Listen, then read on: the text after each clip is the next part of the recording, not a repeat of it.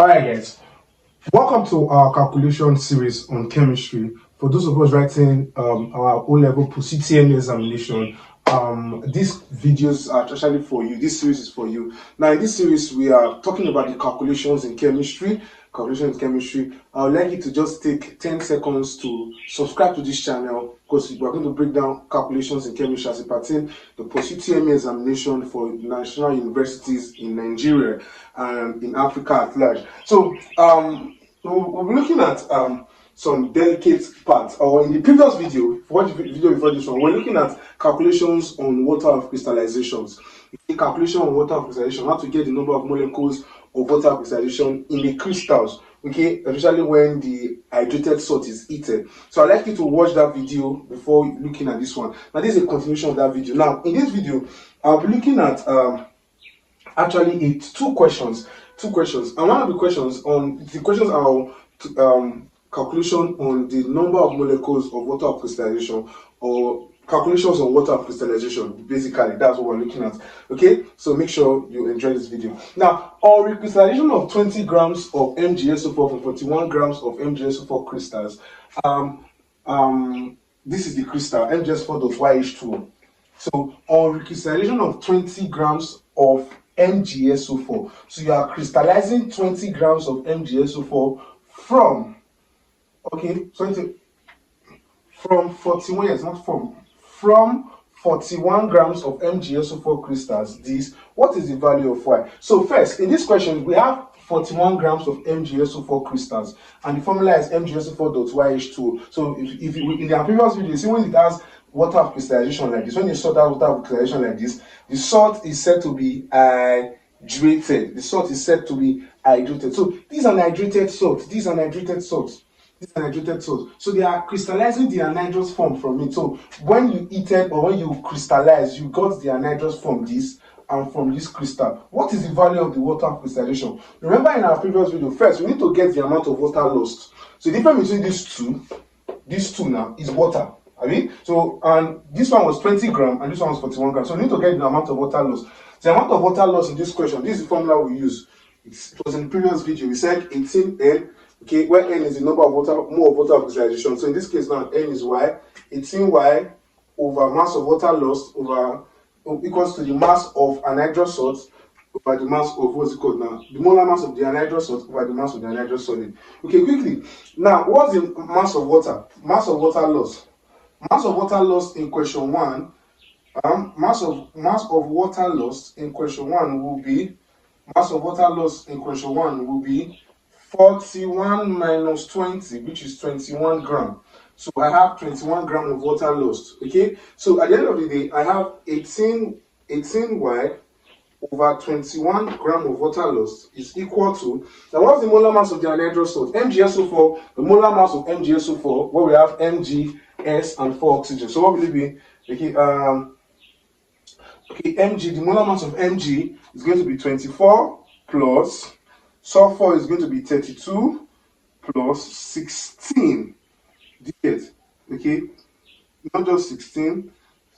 Okay, that's 16 times 4 plus 32 for sulfur, 32 plus Mg, which is 24 plus 24, that will be 120. So the molar mass of the anhydrous solid, that means the solid without water of crystallization, is 120 grams per mole. Then what is now the mass of the anhydrous solid? The mass of the anhydrous solid is 20, because the hydrated was 41.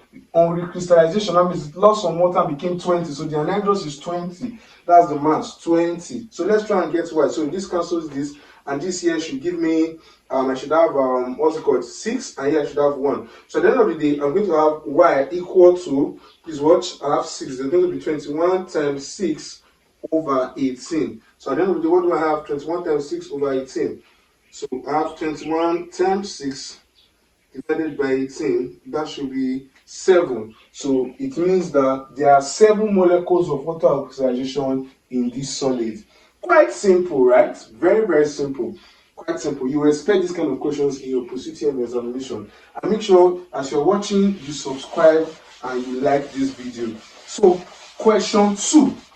I know you understand, especially when you watch the video before this. This one will be perfect. You will enjoy this. Watch the video before this, you'll enjoy this. Now, question 2. Same way, they said, when 5 grams of a compound Y was heated to a constant mass of 1.8. So you heated it to a constant mass of 1.8. Constant mass of 1.8 of now was heated to constant mass, pardon me. So there's also a comma there. 1.8 grams. So there's a difference. So 1.8 gram of water vapor was given off. So this is the amount of water vapor lost. Now we need to determine the number of molecules of water oxidation. So the compound is Y. Let's say Y dot H2O. We don't know what is Y, but I know that Y has a certain number of H2O. So let's say the number of H2O is N. We don't know how many. So they said first they gave us 5 grams of the compound. Okay? They gave us 5 grams of the compound. 5 grams of the compound. Okay. 5 grams. So first, using our formula, we said 18 times N. We don't know what is N. What's the mass of water lost? 1.8 equal to now what's the mass of the anhydrous salt? What's the mass of the anhydrous salt? Sorry, the molar mass of the anhydrous salt. We don't know the anhydrous solid. Okay, the anhydrous solid was not given. Pardon me, let me just check the question. Let me check if the mass of the anhydrous solid was given.